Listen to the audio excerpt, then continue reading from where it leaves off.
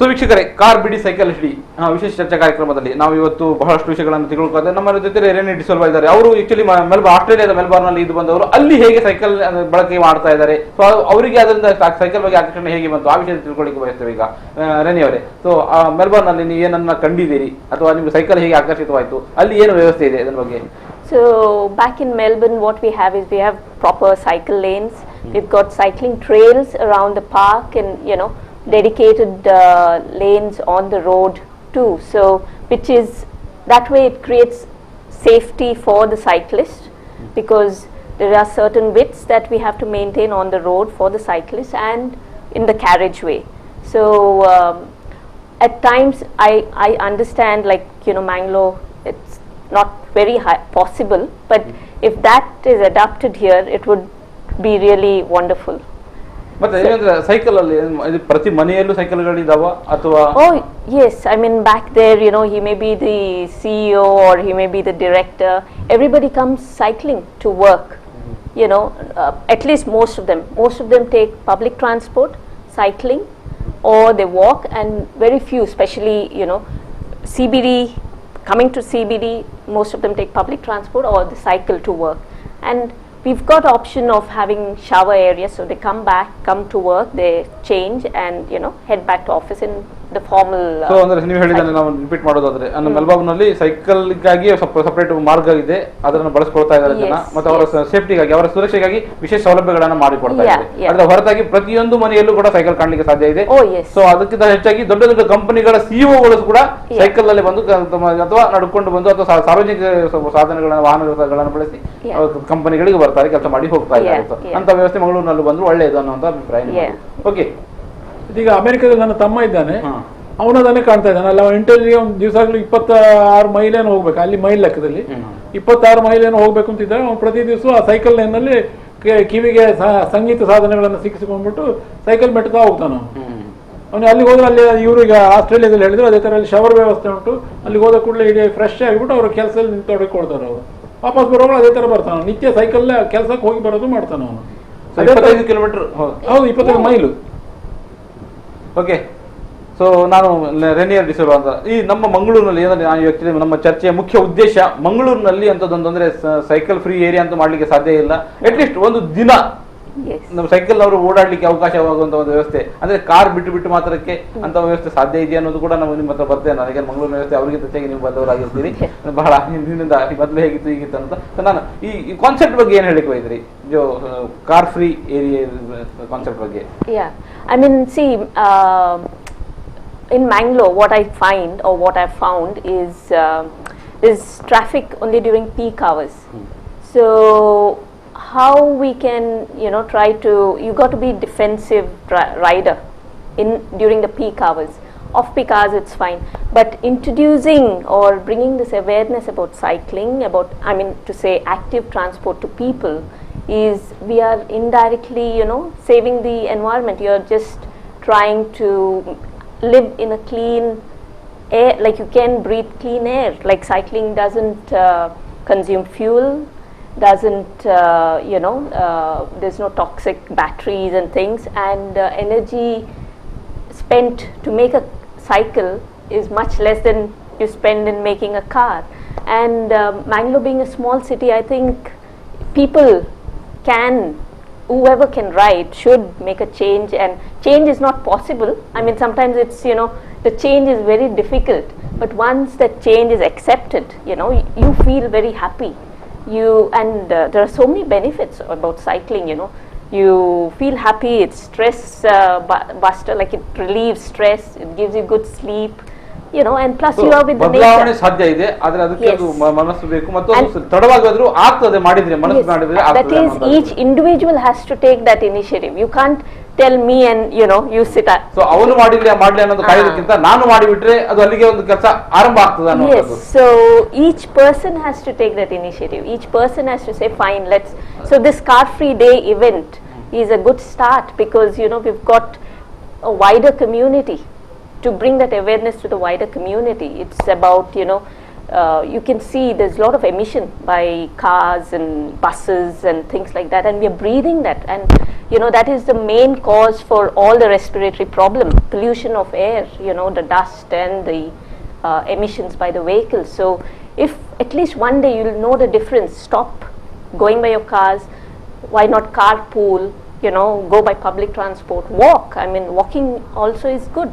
So ಒಂದು ದಿನ car ಬಿಟ್ರೆ ಅಂದ್ರೆ ನಮ್ಮ ಆರೋಗ್ಯಕ್ಕೂ ಒಳ್ಳೆಯದು, ಮತ್ತೆ ಈ ಪೀಕ್ ಅವರ್ ನಲ್ಲಿ ಸಮಸ್ಯೆ ಟ್ರಾಫಿಕ್ ಸಮಸ್ಯೆ ಅದನ್ನು ಕೂಡ ನಿವಾರಿಸಬಹುದು. ಸೊ ಇದು ಬಹಳ ಪರಿಸರಕ್ಕೆ ಪೂರಕವಾಗಿರ್ತದೆ. ಇನ್ನೊಂದು ಸಮಸ್ಯೆ ಏನಂತ ಹೇಳಿದ್ರೆ, ಈ ಮಂಗಳೂರು ಹಳೆ ನಗರ, ಇದು ಪ್ಲಾನ್ಡ್ ಸಿಟಿ ಅಲ್ಲ. ಹಾಗಾಗಿ ಏನಾಗ್ತದೆ, ನೀವು ಇಲ್ಲಿ ದಾರಿಗಳು ಏನಿದ್ರು ಹಳೆ ಸಪೂರ್ ದಾರಿಗಳು, ಅದಕ್ಕೆ ಸರಿಯಾಗಿ ಇಂಡಸ್ಟ್ರೀಸ್ ಮತ್ತು ಜನವಸತಿ ಇದು ಜಾಸ್ತಿ ಆಗ್ತಾ ಬಂದಾಗ ಏನಾಯ್ತು, ದಾರಿಯಲ್ಲಿ ನಿಮಗೆ ಸ್ಟ್ರೆಸ್ ಜಾಸ್ತಿ ಆಗ್ತಾ ಬಂತು, ಟ್ರಾಫಿಕ್ ಜಾಮ್ಗಳು ಜಾಸ್ತಿ ಆಗ್ತಾ ಬಂತು.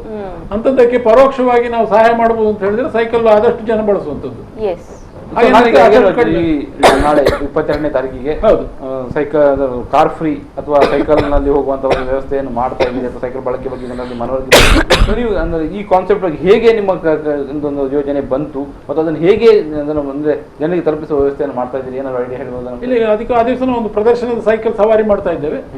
ಮತ್ತೆ ಈ ಯೋಜನೆ ಇದು ಮೊದಲೇನಲ್ಲ, ಈಗ ವಿದ್ಯುತ್ ಉಳಿಸ್ಲಿಕ್ಕೆ ವರ್ಷದಲ್ಲಿ ಒಂದು ಕಡೆ ಇಡೀ ಜಗತ್ತಿನ ಆದ್ಯಂತ ಲೈಟ್ ಸ್ವಿಚ್ ಆಫ್ ಮಾಡಿ 1 ಗಂಟೆ ಕೂತ್ಕೊಳ್ಳೋದು ಎಲ್ಲ ಮಾಡ್ತಾ ಇದ್ದಾರೆ. ಅದೇ ತರ ಹಿಂದೆ ನಾವು ರೇಷನ್ ಕಾಲದಲ್ಲಿ ಚೈನಾ ವಾರ್ ಸಮಯದಲ್ಲಿ ಸೋಮವಾರ ಉಪವಾಸ ಮಾಡಬೇಕು ಅಂತ ಲಾಲ್ ಬಹದ್ದೂರ್ ಶಾಸ್ತ್ರಿ ಕರೆ ಕೊಟ್ಟಿದ್ರು. ಈ ತರ ಯಾವುದೇ ಇದ್ದಿದ್ರೂ ಏನಾಗುತ್ತೆ, ಅದರಿಂದ ನಾವು ಉಪವಾಸ ಮಾಡಿದ್ರಿಂದ, ನಾವು ವಿದ್ಯುತ್ ಆರಿಸಿದ್ರಿಂದ ಏನೋ ದೊಡ್ಡ ಕ್ರಾಂತಿ ಆಗೋದಿಲ್ಲ, ಆದ್ರೆ ಅದು ಜನರಿಗೆ ಪ್ರೇರಣೆ ಕೊಡ್ತದೆ, ಅವರಿಗೆ ಇದರ ಬಗ್ಗೆ ಎಚ್ಚರಿಕೆ ಕೊಡ್ತದೆ. ಆ ಎಚ್ಚರಿಕೆ ಕೊಡುವ ಕೆಲಸ ನಾವು ಕಾರ್ ಫ್ರೀ ಡೇ ದಿವಸ ಮಾಡ್ತಾ ಇದ್ದೇವೆ. ಸೊ ಅಂದ್ರೆ 22ನೇ ತಾರೀಕಿಗೆ ಕಾರ್ ಫ್ರೀ ಡೇ ಅಂತ ಮಾಡ್ತಾ ಇದ್ದೀರಿ. ನಿಮ್ಮ ಕ್ಲಬ್ ಇದ್ದಾರೆ ಅಥವಾ ಸೈಕಲ್ ಬಿಡುವವರು, ಸೈಕಲ್ ತಗೊಂಡು ಬರುವವರು ಬಹಳಷ್ಟು ಜನ ಬರಬಹುದು, ಅದು ಆಗ್ಬಹುದು. ಆದ್ರೆ ಕಾರನ್ನ ನನ್ನ ಜೀವನದ ಅವಿಭಾಜ್ಯ ಅಂಗ, ಅನಿವಾರ್ಯ ಅಂತ ತಿಳ್ಕೊಂಡು ಅವರಿಗೆ ಹೇಗೆ ಮನವರಿಕೆ ಮಾಡಿದ್ದೀರಿ, ಮಾಡ್ಲಿಕ್ಕೆ ಸಾಧ್ಯ ಆಗಿದೆ? ಎಲ್ಲ ಅವರು ನೋಡ್ತಾ ಇದ್ದಾರೆ, ಮಾಡ್ತಾ ಇದ್ದಾರೆ, ತುಂಬಾ ಜನ ಮಾಡ್ತಾ ಇದ್ದಾರೆ. ಮಂಗಳೂರಿನಲ್ಲಿ ಕಾರ್ ಓಡ್ಲಿಕ್ಕೆ ಇಲ್ಲ ಅಂತ ಎಲ್ಲ ಅವರ ಸ್ವತಂತ್ರ ಇದರಲ್ಲಿ ಮಾಡ್ತಾರೆ. ಮತ್ತೆ ವಾಸ್ತವವಾಗಿ ಅದೇ ದಿವಸ ಕೆಲವರಿಗೆ ತುರ್ತು ಬರಬಹುದು, ತುರ್ತು ಬಂದಾಗ ಅವ್ರ ಕಾರ್ ಬಿಡದೆ ಇದಕ್ಕೆ ಕಾರಣಗಳಿರ್ತದೆ. ಅಂದ್ರೆ ಅವ್ರು ಹೇಳಿದ ಹಾಗೆ ನಾವು ದೊಡ್ಡ ಕಂಪನಿಯಲ್ಲಿ ಕೆಲಸ ಮಾಡ್ತಾ ಇದ್ದೇನೆ, ನಾನು ಬೇರೆ ಒಂದು ಆಟೋದಲ್ಲಿಯೋ ಅಥವಾ ಟ್ಯಾಕ್ಸಿಯಲ್ಲಿಯೋ ಅಥವಾ ಬಸ್ ನಲ್ಲಿ ಹೋದ್ರೆ ನನ್ನ ಪ್ರತಿಷ್ಠೆಗೆ ಧಕ್ಕೆ ಅಂತ ಅಂತವರನ್ನ ನೀವು ಮನವೊಲಿಸಲಿಕ್ಕೆ ಸಾಧ್ಯ ಇದೆಯಾ? ಅಥವಾ ಅವತ್ತು ಅವರು ಒಂದು ದಿನ ಸಾರ್ವಜನಿಕ ಸಾರಿಗೆಯನ್ನು ಅಥವಾ ಬಸ್ ಅನ್ನು ಅಥವಾ ನಡ್ಕೊಂಡಾದ್ರು ಕನಿಷ್ಠ, ಅಥವಾ ನಿಮ್ಮಂತವರು ಸೈಕಲ್ ಅನ್ನು ತಗೊಂಡು ನಾನು ಒಂದು ದಿನ ಸೈಕಲ್ ಬಳಸ್ಕೊಳ್ತೇನಪ್ಪ ಅಂತ ಹೇಳಿ, ಅಂದ್ರೆ ಅವರೊಂದು ಅವ್ರ ಹತ್ರ ಸೈಕಲ್ ಇರ್ಲಿಕ್ಕಿಲ್ಲ, ಒಂದು ದಿನಕ್ಕಾಗಿ ಸೈಕಲ್ ತಗೊಳ್ಲಿಕ್ಕೂ ಇಲ್ಲ. ಅಲ್ಲಾಂದ್ರೆ ಈಗ ಹೊಸ ತಲೆಮಾರಿನ ಸೈಕಲಿಸ್ಟ್ ನಲ್ಲಿ ನಿಮ್ಗೆ ಎಲ್ಲರೂ ಈ ಪ್ರತಿಷ್ಠೆಯ ಮೇಲಿನ ಹಂತದಲ್ಲಿ ಇರುವಂತ ಜನಗಳೇ ಇದ್ದಾರೆ. ಆರ್ಕಿಟೆಕ್ಟ್ಸ್ ಇದ್ದಾರೆ, ಡಾಕ್ಟರ್ಗಳಿದ್ದಾರೆ, ಸರ್ಜನ್ಗಳಿದ್ದಾರೆ, ದೊಡ್ಡ ದೊಡ್ಡ ವಕೀಲರಿದ್ದಾರೆ, ನನ್ನಂತ ಇದ್ದಾರೆ. ಆದ್ರೆ ಅವರು ನಿಮ್ಮ ಹಾಗೆ ವ್ಯಾಯಾಮದ ಭಾಗವಾಗಿ ಅಥವಾ ಸಂಜೆ ವ್ಯವಹಾರದ ಭಾಗವಾಗಿ ಸೈಕಲ್ ಅನ್ನು ಬಳಸ್ತಾ ಇದ್ದಾರೆ ಹೊರತು ತಮ್ಮ ಕೆಲಸದ ಭಾಗವಾಗಿ ಅದನ್ನು ಬಳಸ್ತಾ ಇಲ್ಲ. ಇದು ಆಗಬೇಕು. ಅಂದ್ರೆ ಕನಿಷ್ಠ ನೀವು ಏನು 22ನೇ ತಾರೀಕಿಗೆ ಸೈಕಲ್ ಕಾರ್ ಫ್ರೀ ನಗರ ಅಂತ ಏನು ಮಂಗಳೂರು ಹೊರಟಿದ್ದೀರಿ, ಜನರಿಗೆ ಮನವರಿಕೆ ಮಾಡ್ಲಿಕ್ಕೆ ಹೊರಟಿದ್ರಿ, ಆ ದಿನವಾದರೂ ಕನಿಷ್ಠ ಅವರು ಕಾರನ್ನ ಬಿಟ್ಟು ಸೈಕಲ್ ಅನ್ನ ಬಳಸಿದ್ರೆ ಜನರಿಗೆ ಉಳಿದವರಿಗೆ ಪ್ರೇರಣೆ ಆಗ್ಬೋದು ಅಂತ. ಸೊ ಈ ವಿಷಯದಲ್ಲಿ ಅವ್ರಿಗೆ ಯಾವ ರೀತಿ ಮನವರಿಕೆ ಮಾಡ್ಲಿಕ್ಕೆ ಸಾಧ್ಯ ಇದೆ ಅಥವಾ ಯಾವ ರೀತಿ ಮನವರಿಕೆ ಮಾಡ್ತಾ ಇದ್ದೀರಿ? ಈಗ ನಾವು ಅದ್ರ ಬಗ್ಗೆ ಸಾರ್ವಜನಿಕ ಮಾಧ್ಯಮಗಳ ಮೂಲಕ ನಾವು ಮಾಡ್ತಾ ಇದ್ದೇವೆ. ಆ ದಿವಸ ಪ್ರದರ್ಶನ ಮಾಡ್ತಾ ಇದ್ದೇವೆ. ಅದರಲ್ಲಿ ಅದರ ಬಗ್ಗೆ ಮಾಧ್ಯಮಗಳು ಯಾವ ತರದಲ್ಲಿ ಇದು ಕೊಡುತ್ತೆ ಅಂತ ಹೇಳಿದ್ಮೇಲೆ ಪ್ರಚಾರದಲ್ಲಿ ಹೋಗ್ತದೆ.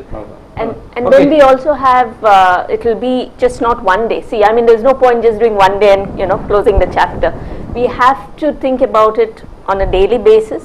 Plus, we are going to have every first Saturday of the month has a car free day. So everybody is welcome to participate in that. Like, it has to come from within. You have to make a change. If you need to make a change, you have to be the change. ತಿಂಗಳ ಮೊದಲ ಶನಿವಾರ ಈ car free day ಆಗಿ ಮಂಗಳೂರಿನಲ್ಲಿ ಮಾಡ್ತಾ ಇದ್ದಾರೆ. ಇದು ಅಂದ್ರೆ ಆಚರಿಸಬೇಕು ಅಂತ ನೀವು ಮನಸ್ಸು ಮಾಡಿದ್ದೀರಿ, ಆದ್ರೆ ಇದು ನಾವು ಮನಸ್ಸು ಮಾಡಿದರೆ ಆಗುದಿಲ್ಲ. ಅದಕ್ಕೆ ಪ್ರೇರಣೆ ಕೊಡಬೇಕಾದ್ರು, ಅದಕ್ಕೆ ಸ್ಪಂದನೆ ಕೊಡಬೇಕಾದ್ರು ಯಾರು ಕಾರ್ ಇದೆ ಅವರ ಮನಸ್ಸಿನಲ್ಲಿ ಬರಬೇಕು. ನಾನು ಮಂಗಳೂರಿಗೆ ಏನಾದ್ರೂ ಕೊಡುಗೆ ಕೊಡಬೇಕು. And it's also you're saving the environment, so people have to be. ಅಲ್ಲ, ಇಲ್ಲಿ ಕೇವಲ ಎನ್ವೈರನ್ಮೆಂಟ್ ಅವರಿಗಾಗಿ ಸೇವ್ ಮಾಡ್ತಾ ಇರೋದಿಲ್ಲ, ಇದು ನನಗಾಗಿ ಕೂಡ. Yes, that is true. So it's for everyone. You can't be self-centered. You have to do it for the community. So let's make a change. Let's try to see. Change is not easily adapted, but try to make that change, and slowly you will enjoy it.